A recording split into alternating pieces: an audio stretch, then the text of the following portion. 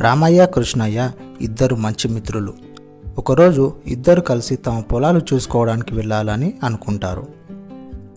రాత్రి వర్షం పడిన కారణంగా కంకులేమైనా పాడైపోయాయేమో అని చూద్దామని రామయ్య అంటాడు. సరే వెళ్దామని పొలానికి బయలుదేరుతారు. ఇద్దరు కలిసి పొలం చేరుతారు.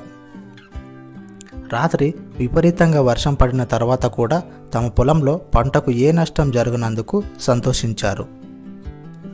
సరే ఇంటికి వెళ్దాం అని బయలుదేరుతారు.